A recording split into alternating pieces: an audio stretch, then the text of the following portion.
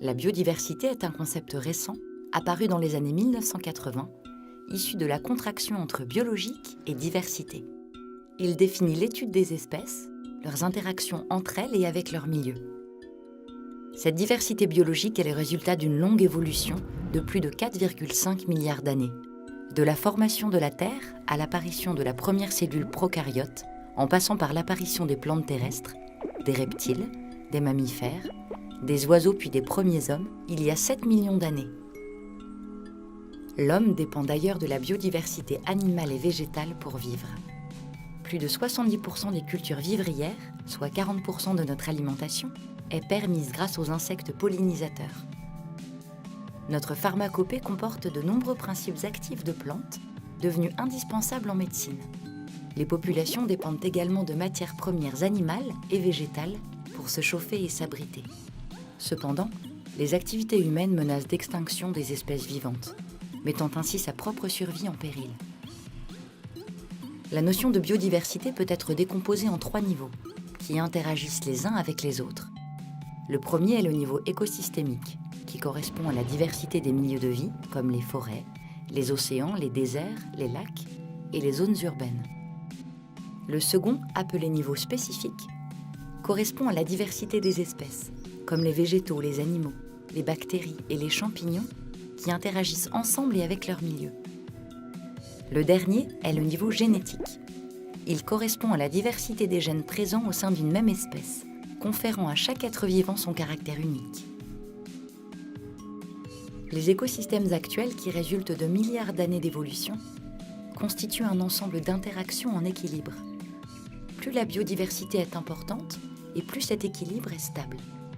L'observation de la chaîne alimentaire en est un très bon exemple. Le végétal utilise l'énergie du soleil pour créer de la matière organique.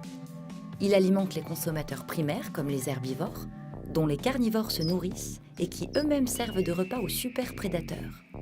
Les décomposeurs, bactéries et champignons, vont ensuite se nourrir de la matière organique créée par les producteurs et les consommateurs en la décomposant en éléments nutritifs pour les végétaux. L'ensemble des chaînes alimentaires s'équilibre et un seul bouleversement d'un maillon de la chaîne peut avoir de lourdes conséquences. Prenons l'exemple de la forêt. Si de l'insecticide est pulvérisé au niveau du chêne, les chenilles vont peu à peu disparaître. Les mésanges auront alors un choix plus limité pour leur alimentation, ce qui aura une conséquence directe sur leur reproduction.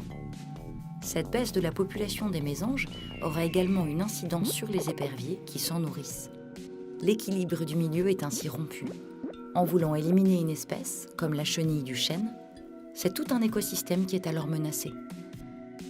Aujourd'hui, environ 10 millions d'espèces vivantes peupleraient notre planète, mais pourtant seulement 1,3 million d'entre elles ont été recensées jusqu'à présent. Cependant, il se pourrait que la moitié des espèces connues disparaissent en moins d'1 siècle, au vu de la situation actuelle. En effet, la biodiversité repose sur un équilibre fragilisé par l'activité humaine. Le développement foncier et agricole, la surexploitation des espèces végétales et animales, la déforestation, l'introduction de plantes invasives et les nombreuses pollutions industrielles et agricoles représentent autant de menaces pour la biodiversité. Pour inverser la tendance du déclin des espèces, l'humain doit modifier ses pratiques dévastatrices et son impact encore grandissant sur l'environnement. En parallèle d'une modification des modes de production et de consommation, doit s'opérer un élan de transformation du rapport au vivant. Pour cela, de nombreux modes de vie sont à inventer.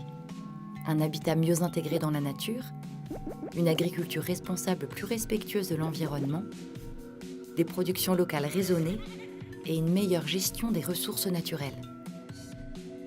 Actuellement, plus de 54% de la population mondiale vit en milieu urbain, 66% d'ici 2050.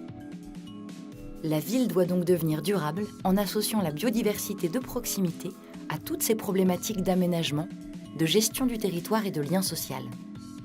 Elle peut par exemple agir en faveur de la multiplication des espaces verts, de la création de corridors écologiques reliant les différents espaces et permettant la circulation des espèces. Encourager le développement de l'agriculture urbaine, la création de zones refuges avec l'implantation de nichoirs, de mangeoires, d'hôtels à insectes ou encore réduire les déchets. Autant d'actions permettant la survie de la diversité biologique et la nôtre.